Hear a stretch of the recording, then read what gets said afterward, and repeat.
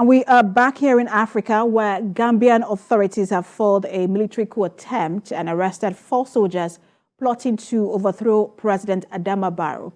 Authorities in a statement said some soldiers of the Gambian army plotted to overthrow the democratically elected government, noting that the army is now in pursuit of 3 other alleged accomplices, with investigations still ongoing. Mr. Jammeh himself seized power in a coup in 1994 and foiled several attempts to overthrow him before he lost an election in late 2016 to Mr. Barrow. President Barrow's win was widely viewed as a boost for democracy, although there has been growing frustration with his government for its failure to address poverty and rising living costs. Now, coup attempts are not uncommon in the Gambia, a tiny West African country of 2.5 million, almost entirely surrounded by Senegal.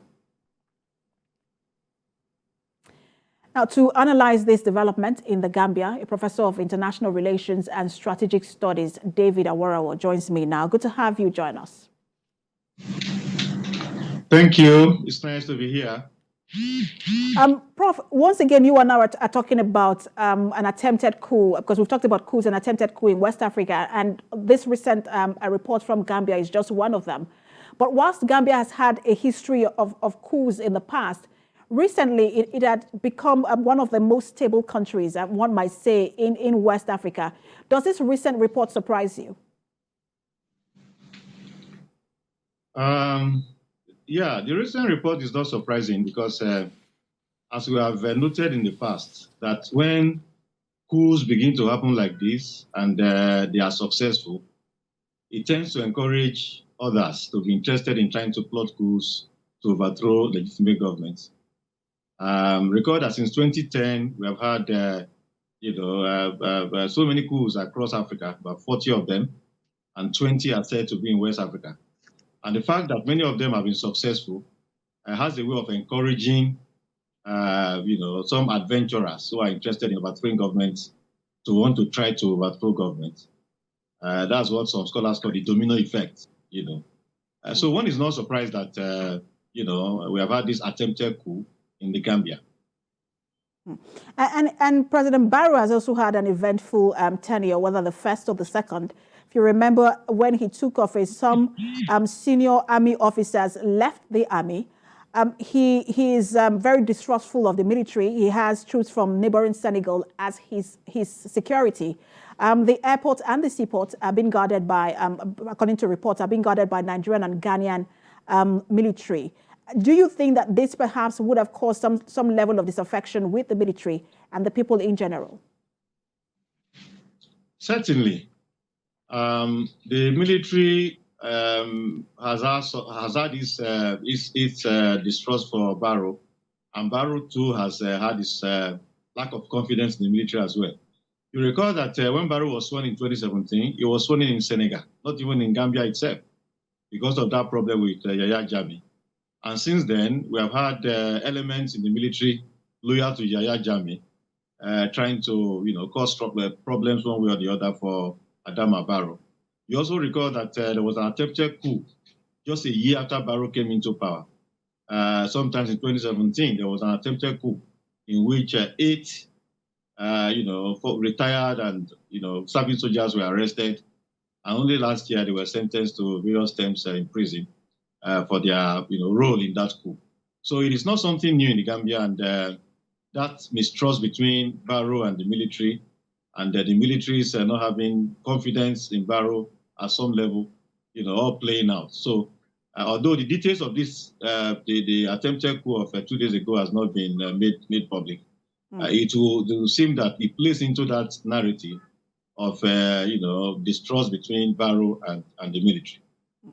But here is the intriguing part, Prof, because whilst he's very distrustful of the military, and perhaps for reasons of some loyalists to President Jammeh, but he has gone on to leave the UDP party where he was first elected to form his own party, NPP, and that NPP has now formed an alliance with President Jammeh's party, the APROC. And so one wonders, if you're forming an alliance with the former president, where then is the missing link in terms of the distrust between Barrow and the military?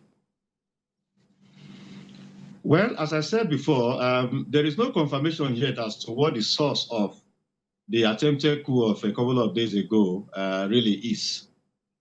Some are saying that it will appear as if it's an independent action, away from Yahya Jammeh. That is just a group of, some adventurers in the military who are interested in power, who want to overthrow, who want to, try to do what some others have done in Burkina Faso, in Mali, in Chad, and other places in Africa to see whether they could succeed in overthrowing Adama Barrow. So the narrative is that it will appear as if Yahya Jammeh is not linked to this current one, like the previous one, 2017, where those who were, who plotted that, who tried to plot that coup, had links with Yahya Jammeh. The details are not clear yet, but the narrative is that it will appear as if the attempted coup of a few days ago has nothing to do with Yahya Jammeh, since Jammeh and Barrow seem to have reconciled somewhat, and that was manifested in the last election. Mm. But Prof, do you think that was a right move for President Barrow, that alliance with, by proxy, even though it's his party, many view it as an alliance with the former president, who a lot of them has accused, there are a lot of allegations of human rights abuse against him in that country. And do you also think that President Barrow is out of the woods yet?